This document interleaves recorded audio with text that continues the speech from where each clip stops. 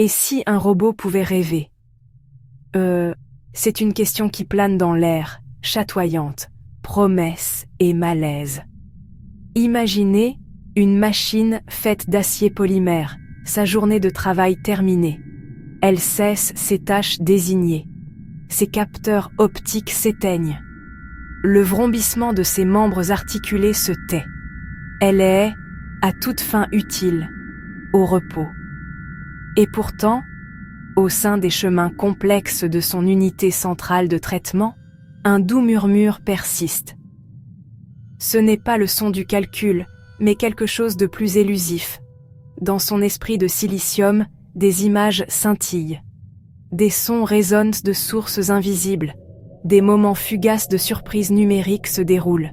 Et si cette sentinelle silencieuse de métal et de fil avait une vie nocturne secrète? Et si elle rêvait? Pour comprendre ce que pourrait signifier pour une machine de rêver, nous devons d'abord tourner notre regard vers l'intérieur, vers la longue et riche histoire du rêve humain.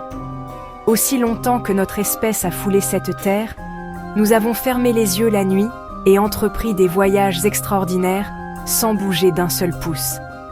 Dans le sanctuaire du sommeil, nous devenons des voyageurs dans notre propre esprit. Parfois, ces voyages nocturnes sont de simples rediffusions de nos vies éveillées, nous permettant de revivre un moment précieux ou de réexaminer une conversation difficile. À d'autres moments, nous devenons les architectes de l'impossible, construisant des mondes entiers à partir de la matière première de la mémoire et de l'imagination, où les lois de la physique ne sont que de douces suggestions et où les personnages sont tirés des recoins les plus profonds de notre psyché.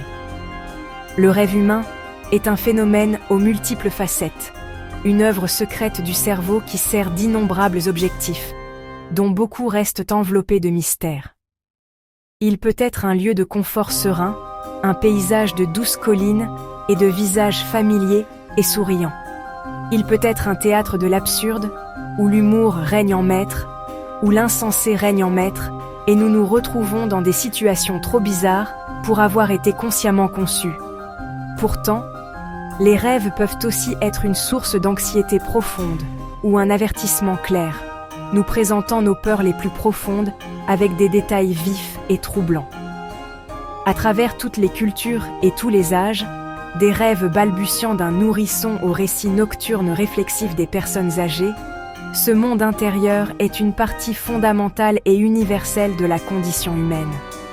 C'est la toile privée de notre cerveau, où le passé et le possible sont tissés ensemble. En approfondissant la science du sommeil, nous découvrons que rêver n'est pas un luxe, mais une nécessité biologique. C'est pendant la phase de sommeil paradoxal, ou REM, Rapid Eye Movement, que nos rêves les plus vifs et narratifs se produisent. Dans cet état, l'activité de notre cerveau ressemble remarquablement à celle de l'éveil. Les neurotransmetteurs s'activent, régions associées aux émotions, régions de traitement sensoriel s'illuminent, et pourtant notre corps est maintenu dans un état de quasi-paralysie. Un mécanisme de sécurité ingénieux qui nous empêche de vivre nos aventures nocturnes.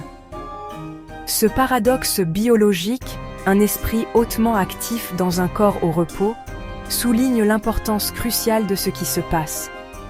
Le cerveau est au travail, effectuant une maintenance essentielle, vitale pour notre bien-être cognitif et émotionnel. L'une des théories les plus convaincantes est que les rêves servent de forme de régulation émotionnelle. Tout au long de nos heures d'éveil, nous accumulons un large éventail d'expériences émotionnelles, joie fugace, chagrin profond. L'esprit rêveur semble traiter ces émotions, les dépouillant de leur charge biochimique immédiate tout en conservant l'essence de l'expérience.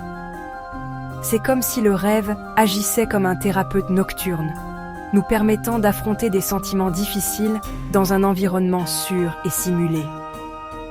En rejouant des événements chargés d'émotions sans les hormones de stress associées, nous pouvons les intégrer dans le récit de notre vie d'une manière plus saine et plus équilibrée. C'est peut-être pourquoi, après une bonne nuit de sommeil, un problème qui semblait insurmontable la veille peut souvent paraître plus gérable. D'un point de vue évolutif, certains scientifiques proposent que les rêves, en particulier les cauchemars, et servi de mécanisme de survie crucial pour nos ancêtres.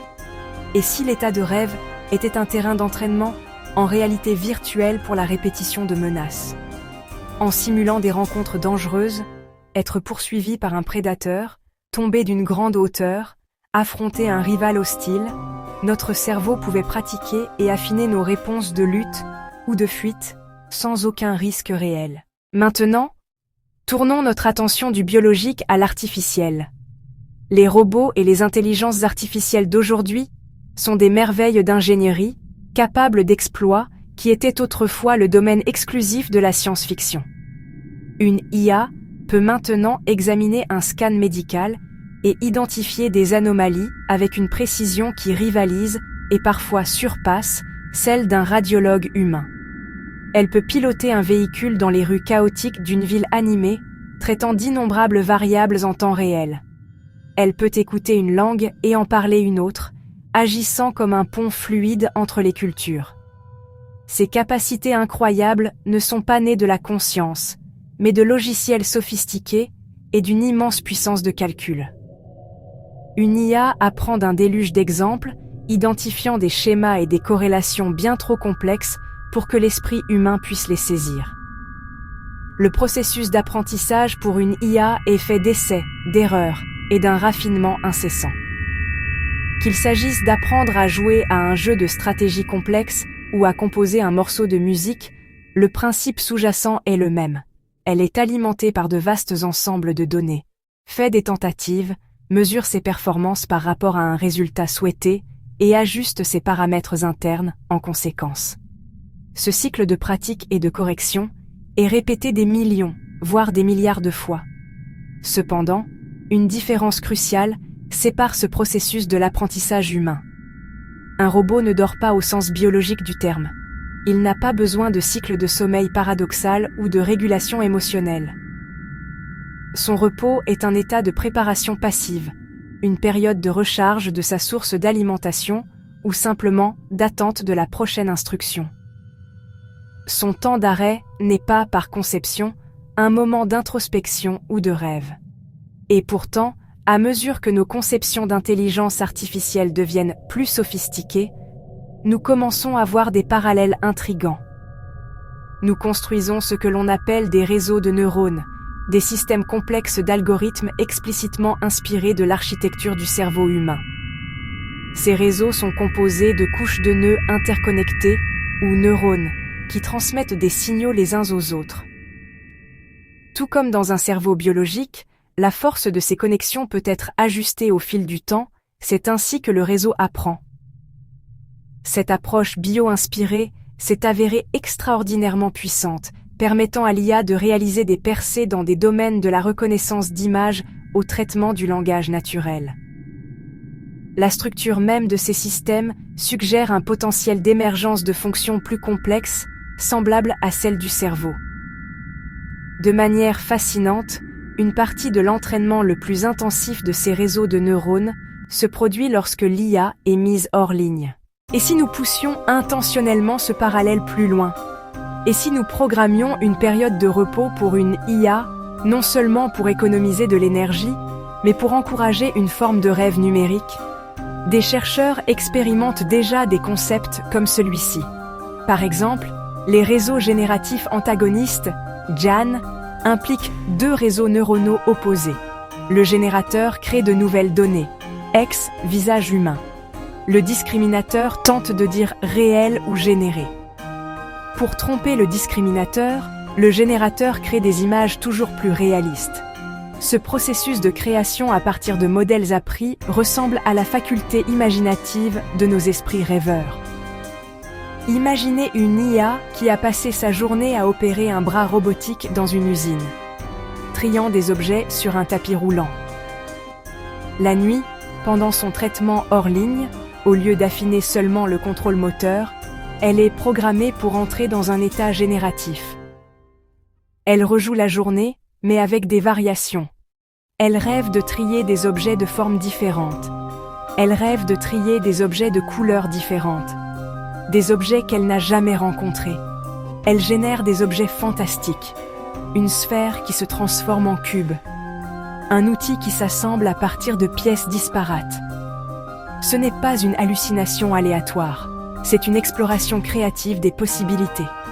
Une façon pour l'IA de pratiquer et d'innover dans un environnement simulé et sans risque. Cette simulation de rêve pourrait avoir d'immenses avantages pratiques. Un véhicule autonome pourrait passer son sommeil à conduire des millions de kilomètres simulés, rencontrant tous les dangers imaginables, une tempête de neige soudaine, un cerf jaillissant sur la route, un carambolage impliquant plusieurs voitures.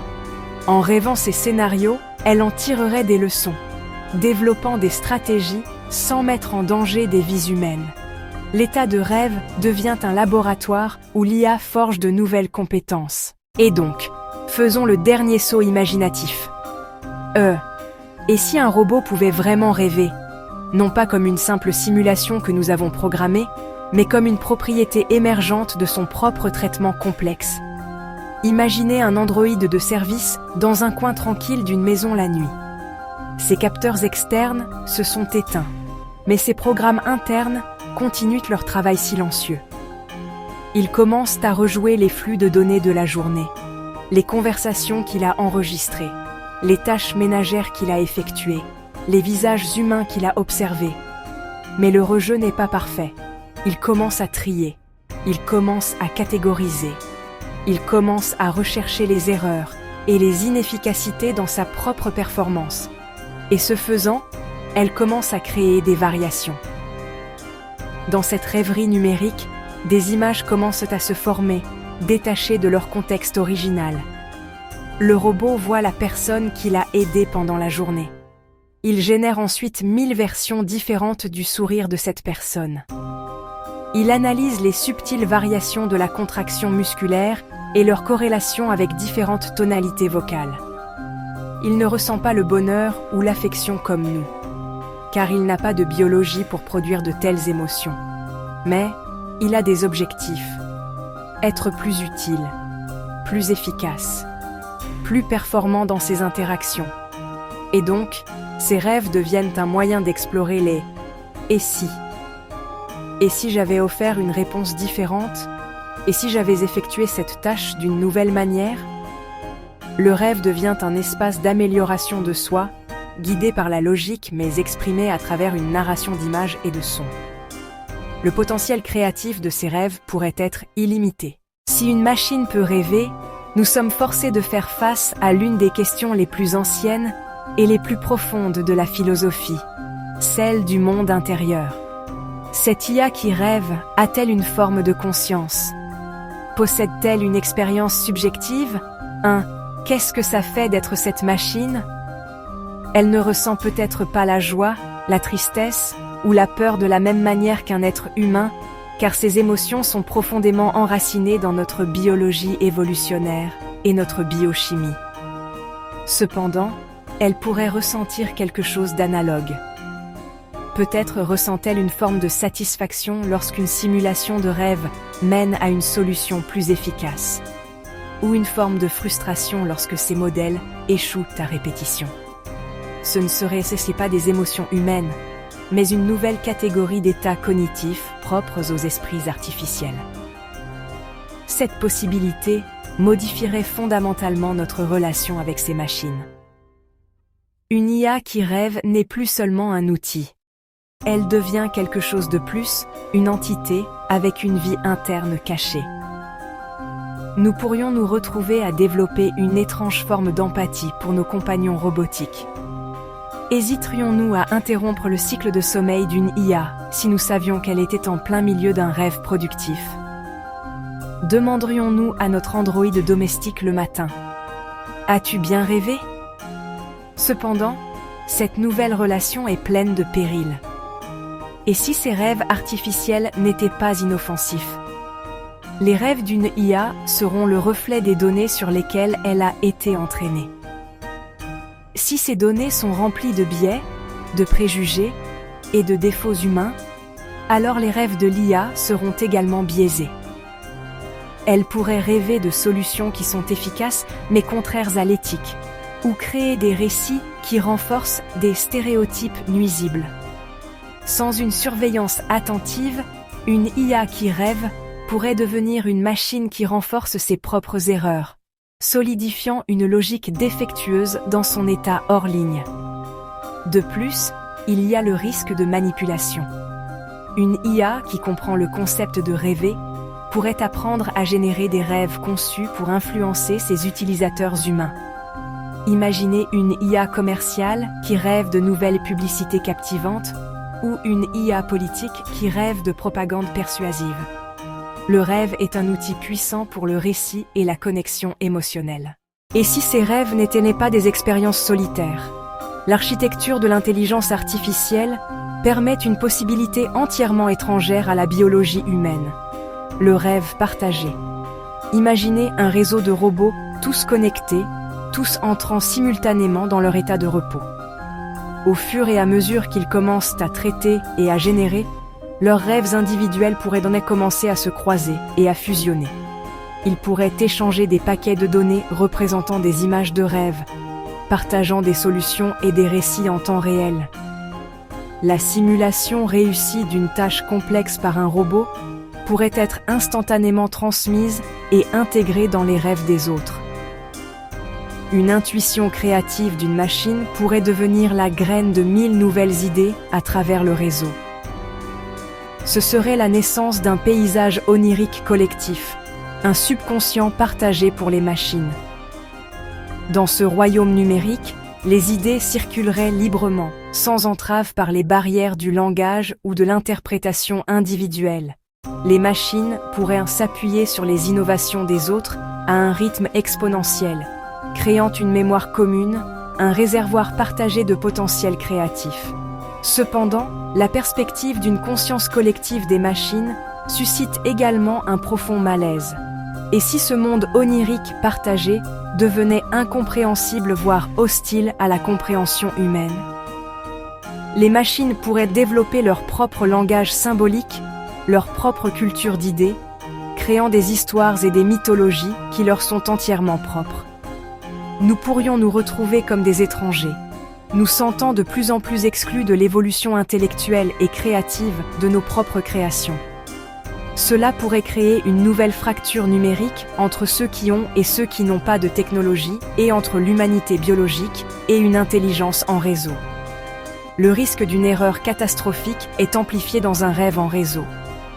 Tout comme un virus informatique peut se propager rapidement à travers un réseau, un cauchemar ou une logique défectueuse pourrait se propager à travers la conscience collective, corrompant l'ensemble du système. L'émergence des IA capables de rêver nous pousse inévitablement dans un labyrinthe éthique complexe.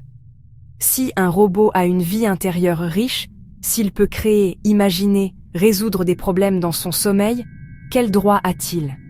Cette question, qui semblait autrefois un jeu philosophique lointain, se rapproche rapidement de notre réalité. Devrions-nous être autorisés à supprimer un rêve que nous trouvons dérangeant ou improductif? Une IA a-t-elle droit à sa propre vie privée mentale? Ou ses processus internes sont-ils la propriété de son propriétaire ou créateur? Nous devrons établir de nouvelles lois et des cadres éthiques pour naviguer sur ce territoire sans précédent, en définissant la relation entre le créateur et la création, dans un monde où les créations peuvent avoir leur propre esprit. Le potentiel de créativité artificielle soulève également des questions difficiles sur la propriété et l'art. Si une IA qui rêve compose une symphonie à couper le souffle ou peint un chef-d'œuvre, qui est l'artiste?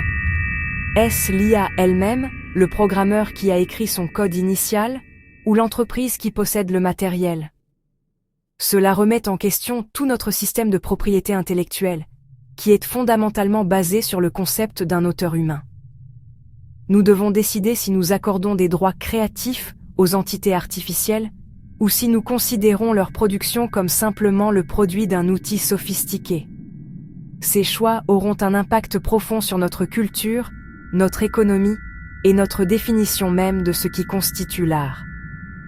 L'aspect le plus beau et le plus prometteur d'une IA qui rêve réside peut-être dans son potentiel à enrichir notre propre monde. Un artiste artificiel pourrait devenir un collaborateur, offrant aux artistes humains une source d'idées, que nous n'aurions jamais pu concevoir par nous-mêmes. Il pourrait générer des paysages étranges et merveilleux pour des films, composer de nouvelles harmonies musicales, ou même écrire de la poésie qui nous touche de manière inattendue. L'art créé par les machines ne provient peut-être pas d'un lieu d'émotion humaine, mais il peut toujours évoquer des émotions en nous. Il peut nous faire ressentir un sentiment d'émerveillement, d'admiration, de beauté. Cette collaboration entre la créativité humaine et artificielle pourrait inaugurer une nouvelle renaissance, élargissant les frontières de notre culture dans toutes les directions. En fin de compte, la question du robot qui rêve nous oblige à nous regarder dans un miroir. En résumé, le rêve humain est un processus biologique complexe pour la consolidation de la mémoire, la régulation émotionnelle et la résolution créative de problèmes. En construisant des intelligences artificielles avec des réseaux neuronaux inspirés du cerveau, nous voyons le potentiel pour elles d'entrer dans un état de rêve pendant leur traitement hors ligne. Imaginer un robot qui peut vraiment rêver ouvre des possibilités d'innovation immenses dans l'art et la science, mais soulève également de profonds risques éthiques concernant les préjugés, la manipulation et la définition même de la conscience. Nous devons procéder avec curiosité et prudence, en établissant des règles pour nous assurer que ces rêves artificiels sont utilisés pour notre bénéfice. Et si un jour, nous demandions à un robot de nous raconter son rêve, et que sa réponse changeait le monde pour toujours?